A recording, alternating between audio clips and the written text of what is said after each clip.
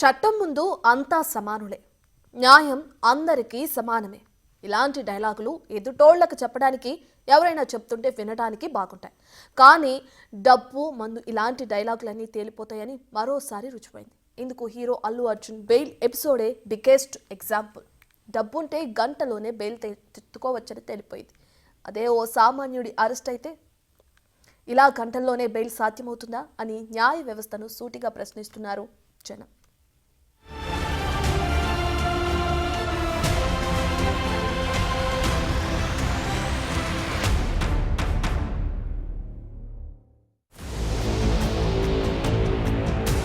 డబ్బుంటే గంటల్లోనే బెయిల్ తెచ్చుకోవచ్చా? ఖరీదైన లాయర్లను పెట్టుకుంటే ఈజీగా బయటకు రావచ్చా? ఓ సామాన్యుడు అరెస్ట్ అయితే గంటల్లోనే బెయిల్ సాధ్యమా? సంధ్యా థియేటర్ తొక్కిసలాట కేసులో అల్లు అర్జున్ బెయిల్ కు హైకోర్టు ఇచ్చిన మధ్యంతర బెయిల్ అంశంలో ఇప్పుడు నడుస్తోన్న చర్చ ఇదే. కాస్త ఖరీదైన లాయర్లను పెట్టుకుంటే డబ్బుల మూటలు ముట్టజెప్పేస్తే ఎలాంటి కేసుల్లో అయినా బయటకు రావచ్చా అనే ప్రశ్నలు ఇప్పుడు సమాజం నుంచొస్తున్నాయి. సోషల్ మీడియా వేదికగా జనమే నేరుగా న్యాయ వ్యవస్థను ప్రశ్నిస్తున్నారు. అల్లు అర్జున్ అరెస్టు వ్యవహారం తెలుగు రాష్ట్రాల్లోనే కాదు, మొత్తం ఇండియాలోనే హాట్ టాపిక్ గా మారింది.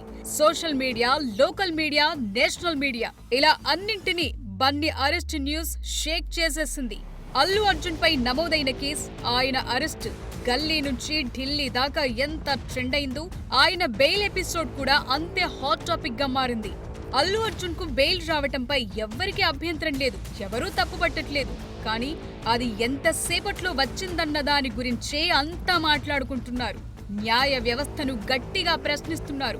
అల్లు అర్జున్ తరపున హైకోర్టులో నిరంజన్ రెడ్డి, అశోక్ రెడ్డి అనే లాయర్లు వాదించారు. వాళ్లు చాలా ఖరీదైన లాయర్లనే టాకుంది. వారి వాదనల వల్లే అల్లు అర్జున్ ఇవాళ ఇంట్లో ఉన్నాడనే టాక్ వినిపిస్తోంది. ఆ ఖరీదైన లాయర్లే లేకపోతే హైకోర్టులో లంచ్ మోషన్ పిటిషన్ ఎంత వేగంగా మూవ్ అయ్యేదా అనే చర్చ జరుగుతోంది.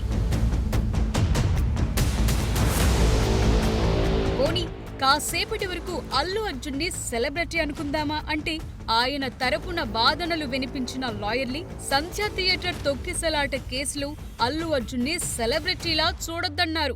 సెలబ్రిటీ కాబట్టే ఈ సెక్షన్ల కింద కేసు నమోదు చేశారా అని వాదనలు వినిపించారు. సెలబ్రిటీ కంటే ముందు అల్లు అర్జున్ కూడా ఓ సామాన్య పౌరుడే కదా అంటూ పాయింట్ రేజ్ చేశారు.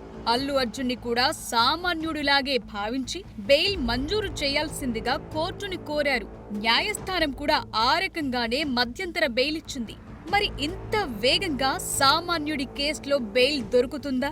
ఖరీదైన లాయర్లను పెట్టుకోవటం సంగతి అటుంచితే కనీసం లాయర్లను కూడా పెట్టుకునే స్తోమత లేక బెయిల్ రాక జైళ్లలోనే మగ్గిపోతున్న వారి పరిస్థితేంటి? కేవలం పెద్ద లాయర్లను పెట్టుకుని వేగంగా పిటిషన్ మూవ్ చేయించుకునే పలుకుబడి ఉంటే చాలు ఈజీగా బెయిల్ తెచ్చేసుకోవచ్చనే విషయం అర్థమవుతోంది. అల్లు అర్జున్ ని శుక్రవారం ఉదయం 11:30 తరువాత అరెస్టు చేశారు. 12:30కి చిక్కట్పల్లి పోలీస్ స్టేషన్ లో రిమాండ్ రిపోర్ట్ రెడీ చేశారు. 1:30 గంటలకు హైకోర్టులో లంచ్ మోషన్ పిటిషన్ దాఖలు చేసేందుకు పర్మిషన్ తీసుకున్నారు. తరువాత కేవలం గంటలోనే పైగా లంచ్ టైంలో స్క్రూటినీ చేశారు. అంతేకాదు లంచ్ మోషన్ పిటిషన్ పై సాయంత్రం విచారణ చేశారు. 4:30కి హియరింగ్, 5:30కి బెయిల్ ఆర్డర్ కూడా వచ్చేసింది. సాయంత్రం 6:30 వరకు ఆర్డర్ కాపీ టైపింగ్, కరెక్షన్స్, సంతకాలు, ఆన్లైన్లో అప్లోడింగ్ అన్నీ వెంటనే జరిగిపోయాయి. ఇంకాస్త వేగంగా ఆర్డర్ కాపీ ఇచ్చుంటే శుక్రవారం రాత్రికే అల్లు అర్జున్ ప్రశాంతంగా ఇంటికొచ్చేసేవాడు. కానీ అప్పటికే నాంపల్లి కోర్టు రిమాండ్ విధించడం, చెంచల్గూడ జైలుకు వెళ్లిపోవటం జరిగిపోయాయి. సాయంత్రం 6:30 తరువాత రిలీజ్ చేసేందుకు రూల్స్ ఒప్పుకోవు కాబట్టి అల్లు అర్జున్ రిలీజ్ ఆగింది. కానీ లేకపోతే అల్లు అర్జున్ ఆ రాత్రే విడుదలయ్యేవాడు. ఇదే కేసులో ఓ సామాన్యుడు అరెస్ట్ అయితే ఈ సౌలభ్యం దొరుకుతుందా?